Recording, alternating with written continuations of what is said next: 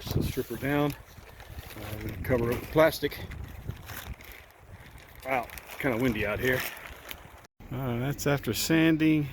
40, 60 grit, and some citrus,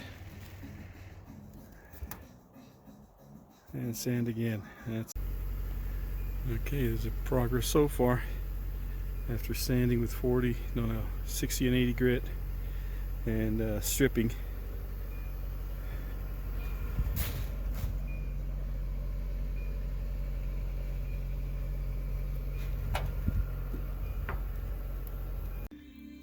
Okay, we apply the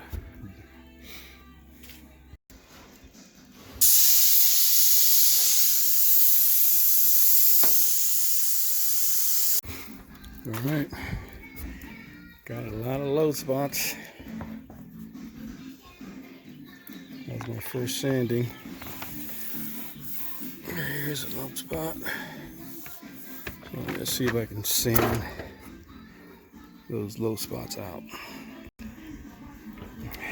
Oh, a lot of shade here.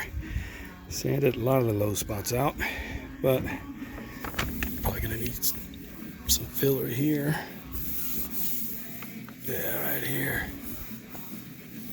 Everything else feels good.